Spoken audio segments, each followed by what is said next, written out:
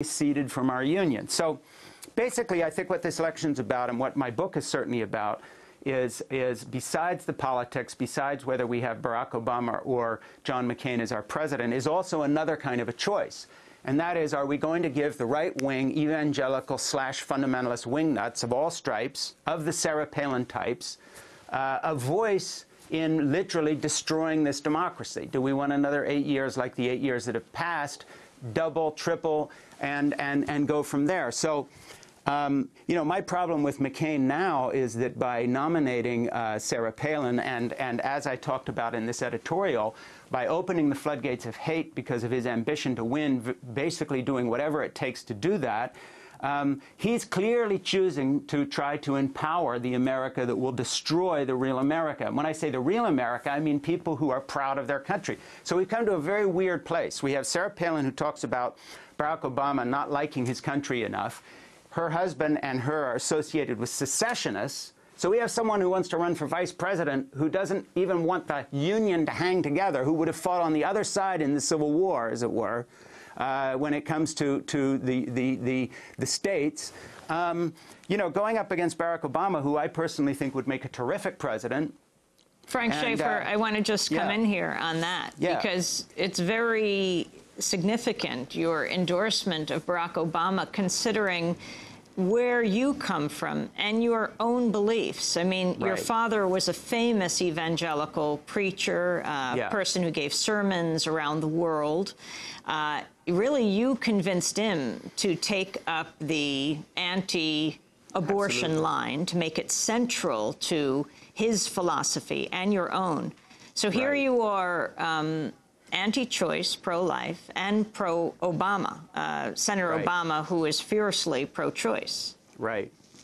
And you know what? It's an imperfect world, but I'd rather have a president that I disagree with on the issue of choice, who's fit to be president, than an old man who has just shown such a lack of judgment as to literally connect himself to the lunatic fringe of the lunatic fringe. It isn't just someone you disagree with politically. That's one point. And I'd say something else about the choice issue.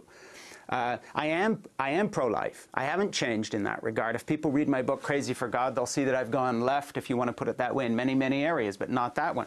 But I actually believe that if your interest is not ideology, and ideological purity, but rather abortion itself, i.e., do you want more or less abortions, that the medical and social programs that Barack Obama is talking about for our country in terms of care of women and children and families, improvement in education and possibilities for all Americans, actually will result in less abortions. So my interest in the abortion issue is that I think abortion is a tragedy.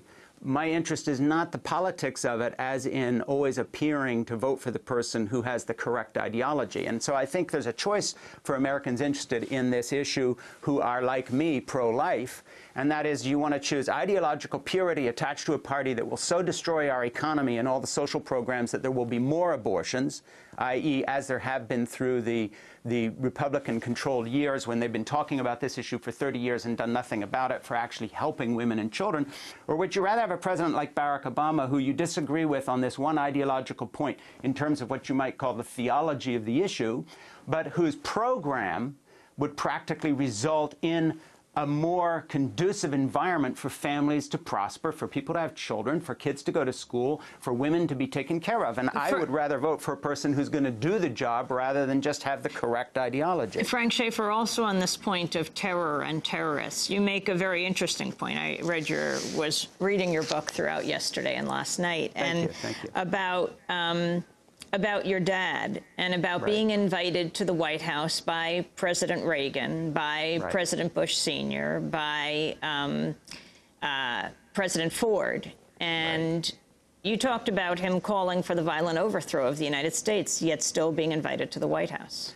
Yeah, I mean, the hypocrisy is total. When, again, it goes back to what Max Blumenthal was saying. And by the way, I totally commend him. I hope everybody goes to his website and looks at this. This is a huge and underreported story he was talking about, and he is getting to the nub of it. So well done, Max Blumenthal. But people who read Crazy for God will come to see that what I decided was happening was that the people who were talking from the right were actually about patriotism and wrapping themselves in the flag were actually, in a weird way, profoundly anti-American. They wanted disaster. The worse the country got, the closer it was to Christ coming back. The more you needed Christians to tell you to accept Jesus as your Savior. You know, they needed an apocalyptic We have frame 8 of mind. seconds. Yeah. So essentially, yeah, I would just say, you know, my point is there was a hypocrisy because the anti-Americanism was very much in the right, while the right was talking about and pointing the finger at the left. Well, Frank Schaeffer, I want to thank you very much for being with us. Film director, former evangelical Christian, latest book, Crazy for God, How I Grew Up as One of the Elect, helped found the religious right and lived to take all or almost all of it back. He has written an open letter to John McCain. This is Democracy Now!, democracynow.org, The War and Peace Report. When we come back, investigative journalist Bob Perry. Stay with us.